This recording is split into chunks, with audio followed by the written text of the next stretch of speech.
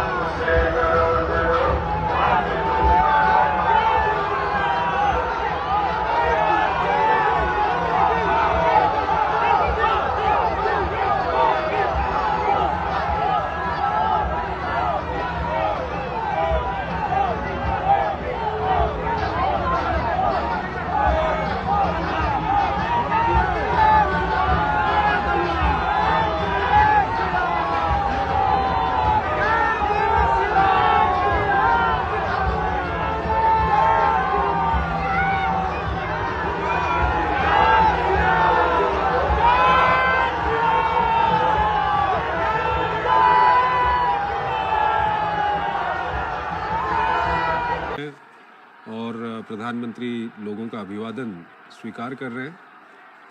हमारे संवाददाता प्रसन्नजीत बख्शी हमारे साथ जुड़ रहे हैं,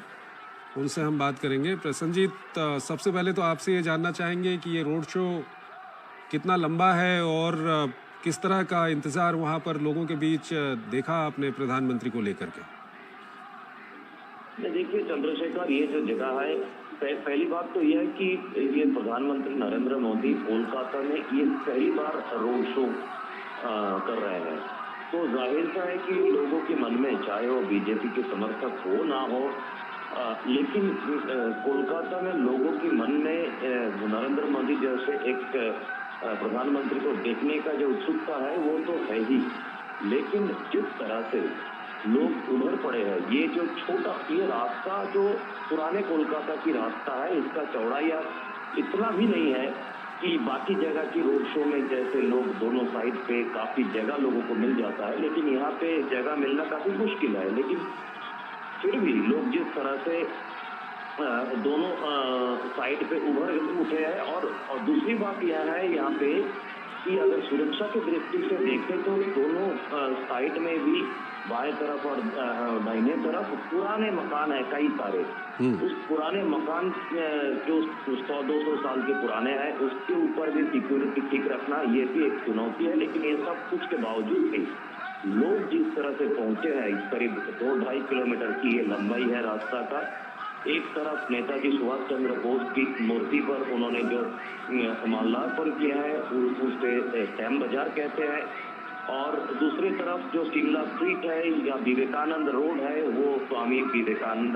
जी का घर है। वहाँ पे जो अभी रामकृष्ण मिशन ने नई तरीका से पूरा सजावट किया है, पूरे घर का बाहर का जो एरिया है वहाँ पे मंदिर बनाया। तो ये जो 2-2.5 किलोमीटर जिस तरह से भीड़ है, उसे लगता है कि 1 घंटा तो लग ही जाएगा। ठीक है, हमारे संवाददाता प्रसन्नजीत बता रहे हैं कि करीब 2-2.5 किलोमीटर का ये रास्ता है जिस पर प्रधानमंत्री मोदी वहाँ पर रोड शो कर रहे हैं, और भारी संख्या में वहाँ पर भीड़ जुटी हुई है प्रधानमंत्री का स्वागत करने के लिए, और प्रधानमंत्री भी हाथ हिलाकर लोगों का अभिवादन स्वीकार कर रहे हैं। हमारे संवाददाता विनोद मिश्रा हमारे साथ जुड़ गए हैं। विनोद जी, प्रधानमंत्री ने जो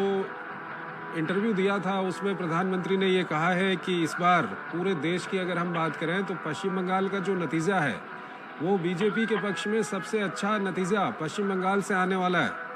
और यहाँ पर भी हम देख रहे हैं कि काफ़ी लोग वहाँ पर जमा हैं। प्रधानमंत्री भी कोलकाता में रोड शो कर रहे हैं,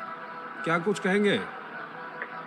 जोशी जी, आपने बिल्कुल सही कहा और अभी हमारे जो संवाददाता प्रसेनजीत जी बता रहे थे, मैं उसी को थोड़ा सा आगे बढ़ाता हूँ कि देखिए ये इस बार का ये जो रोड शो है नॉर्थ कलकत्ता का, ये इसलिए भी इम्पोर्टेंट है कि लास्ट फेज के इलेक्शन में जो पिछली बार 2019 में बीजेपी की कोई भी एक सीट नहीं हो पाई थी, तो ये एक बीजेपी के लिए चैलेंज था कि लास्ट फेज के इलेक्शन में पश्चिम बंगाल का जो ये कोलकाता सेंट्रिक है, उन सारे सेंट्रिक एक जगह पे बीजेपी अपना एक तरह से आप कहें कि वो पूरा का पूरा अपनी ताकत लगाई हुई। और प्राइम मिनिस्टर के मोदी का अगर इधर आप रोड शो देख रहे हैं नॉर्थ कलकत्ता में, तो साउथ कलकत्ता में ममता बनर्जी भी साथ साथ उनका भी रोड शो और उनकी भी रैलियां सब चल रही है। लेकिन जब आपका सवाल है, जब पीएम ने कहा है कि कोलकाता का पश्चिम बंगाल जो है वो बेस्ट परफॉर्मर स्टेट होगा बीजेपी के लिए, तो ये बात कहते हुए उनके बात पे कितना इस बात का दम आप इस बात से समझ सकते हैं कि जो कोलकाता में जब बीजेपी इतने दिन के संघर्ष के बाद भी कोलकाता में अपना एक इस तरह का आधार नहीं बना पाया था, और आज के जो कोलकाता आप देखते हैं तो उसमें आपको लगता है कि एक जन सैलाब सा कोलकाता के इस 2-2.5 किलोमीटर में उमड़ पड़ा है।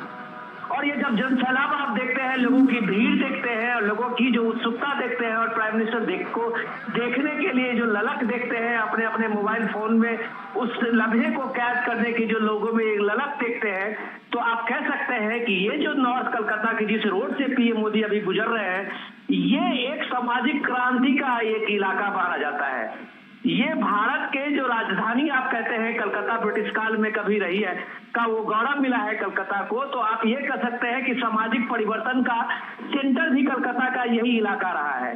इसी इलाके में आप कह सकते हैं कि नेताजी सुभाष चंद्र बोस से लेके, और आप अगर बात करेंगे तो रामकृष्ण परमहंस की जो अभी आप शारदा माँ के मंदिर में घर पे आपने देखा पीएम मोदी का श्रद्धांजलि सुमन रखते हुए,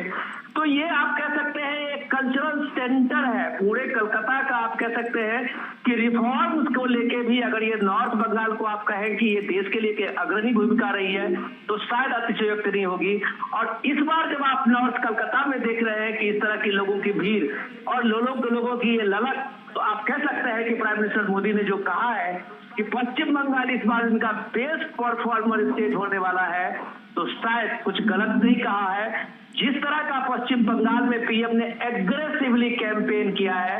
जिस तरह से पीएम मोदी ने जो एग्रेसिवली रैलियां किया है, लोगों के एकदम एक इलाके में पहुंचे हैं और अपने सरकार के जो 10 साल का उसे ये बताने की कोशिश कर रहे हैं कलकत्ता में, खास करके पश्चिम बंगाल में, कि बीजेपी एक अलग पार्टी है जो लोकतंत्र की जो सही मायने में लोकतंत्र है उसकी जड़ें पश्चिम बंगाल में जो एक तरह से सीपीएम के दौर से उखड़ती गई थी, वायलेंस का दौर था, चाहे प्री पोल का इलेक्शन हो, पोस्ट पोल इलेक्शन हो, अब एक खून रक्त रंजित बंगाल हम लोग देखते रहे हैं। पंचायत के इलेक्शन में आपने देखा, एमएलए के इलेक्शन में देखा, और एमपी के इलेक्शन में अभी आपने 6 फेज के चुनाव के सब होते होते आपने देखा, हर जगह एक वायलेंस का नगारा रहता है। और इसके सामने में जो संदेश खाली का जो ये एपिसोड रहा है, वो भी पूरे दुनिया को और खास करके भारत को, देश को शर्मसार किया। आपको ये बात मैं एकदम बिल्कुल श्योर कह रहा हूँ कि इस बार का जो ये फेज का जो चुनाव है, उसमें बीजेपी का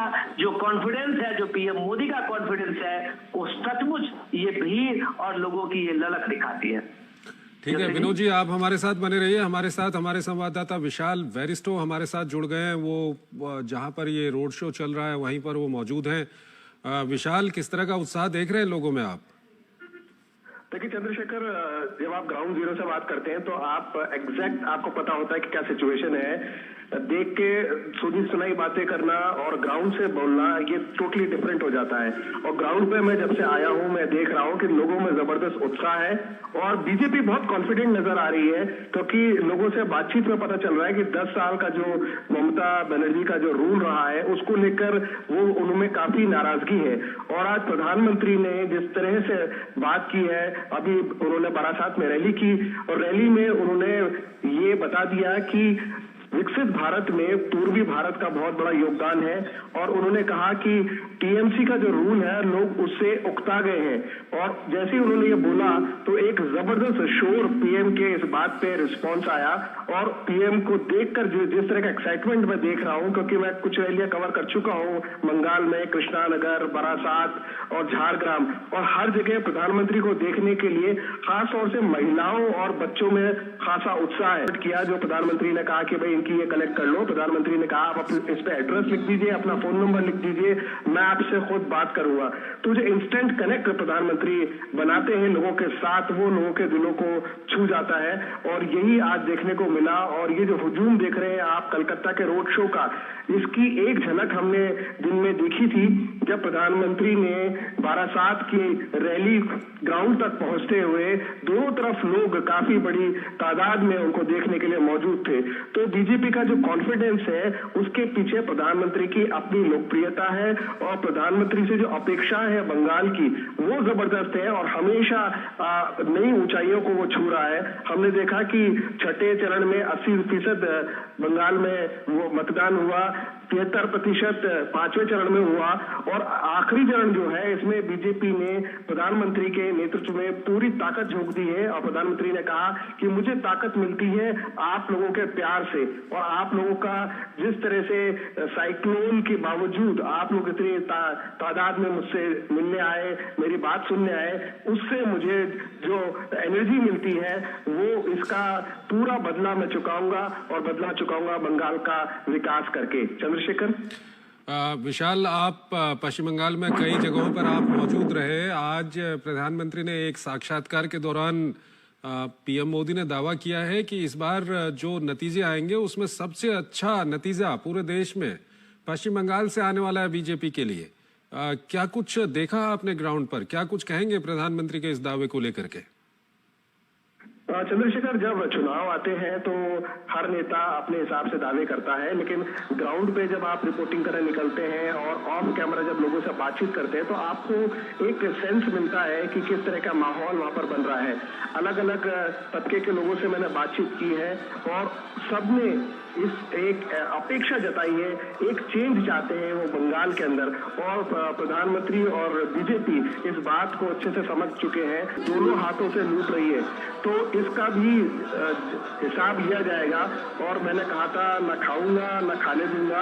अब मैं आपसे कह रहा हूं कि जिन ने खाया है उससे निकलवा के जिसका खाया है उसको मैं दूंगा और इस बात पे एक जबरदस्त